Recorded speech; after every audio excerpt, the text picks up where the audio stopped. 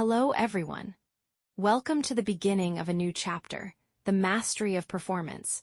Have you ever been so immersed in an activity that the rest of the world simply vanished? Perhaps you were painting, coding, playing an instrument, or even studying a language. You looked at the clock and realized that 4 hours had passed in what felt like 20 minutes. Your self-consciousness disappeared, your doubts vanished, and your actions flowed effortlessly. Psychologists call this the flow state. It is the pinnacle of human experience, the intersection of maximum performance and maximum enjoyment. Flow is not a random occurrence or a stroke of luck. It is a biological state that can be understood, triggered, and mastered. When you enter flow, you are not just working harder, you are working differently. Your brain becomes more efficient, your creativity skyrockets, and your capacity for learning expands. In today's shadowing session, we will explore the science of peak performance. We will learn how to trigger the flow state and how to use it to accelerate your mastery of any skill, including the English language. Prepare your focus, clear your distractions, let us enter the flow. Part 1. The Anatomy of Flow. The concept of flow was pioneered by psychologist Mihaly Csikszentmihalyi.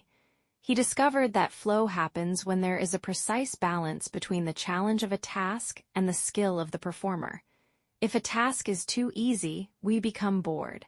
If a task is too difficult, we become anxious. But when the challenge is just slightly above our current skill level, when we are pushed to our limits but not overwhelmed, we enter the flow channel. This is the sweet spot of growth. In this state, the ego vanishes. The inner critic, the voice that tells you you are making a mistake, or this is too hard, goes silent. You stop judging your performance and simply become the performance. This is why flow is so deeply rewarding. It is the only time we are completely free from the burden of our own self-consciousness. You are no longer a person trying to do a task. You are the task itself. Part 2. The Neurological Shift. What is actually happening inside your brain during flow? It is not that your brain is working harder. It is that it is working more efficiently. Scientists have observed a phenomenon called transient hypofrontality. This is the temporary slowing down of the prefrontal cortex, the part of the brain responsible for complex planning, self-monitoring, and your sense of time. When this area relaxes, the inner critic shuts off, allowing your subconscious to take over. At the same time, your brain releases a powerful cocktail of performance-enhancing chemicals: dopamine, noradrenaline, endorphins, and anandamide. This mixture increases your focus, kills your perception of pain or fatigue, and enhances your pattern recognition.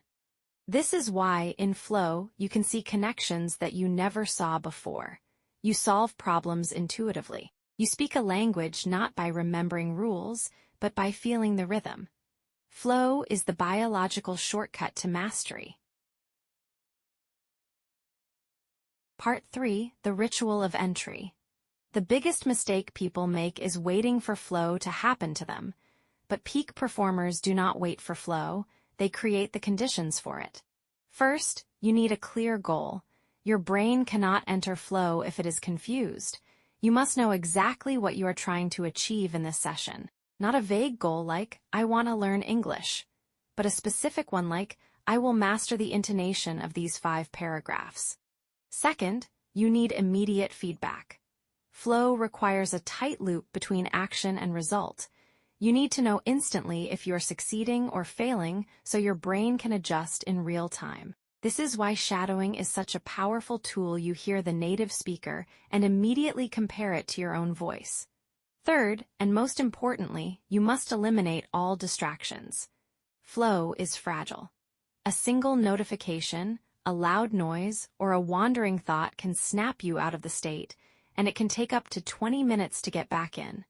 To enter flow, you must build a sanctuary of focus. You must protect your attention with a fierce intensity.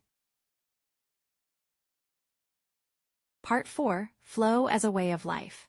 The ultimate goal is not just to experience flow in short bursts, but to integrate the flow mindset into your entire life. This means shifting your focus from the outcome to the process.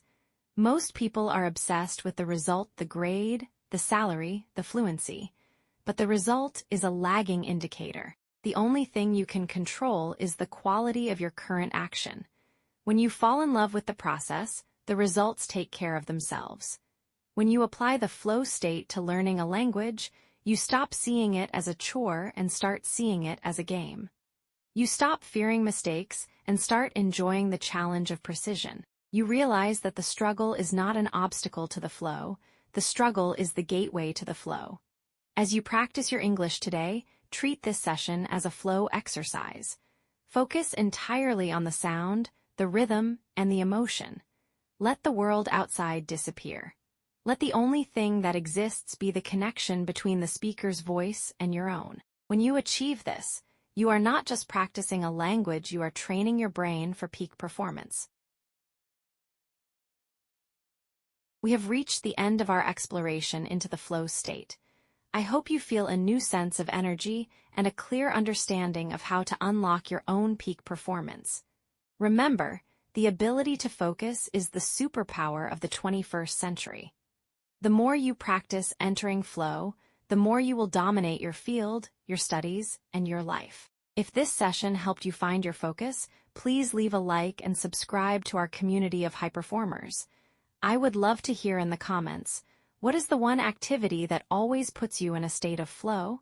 Thank you for your concentration, your energy, and your beautiful presence. Stay focused, stay driven, and I will see you in the next session. Goodbye.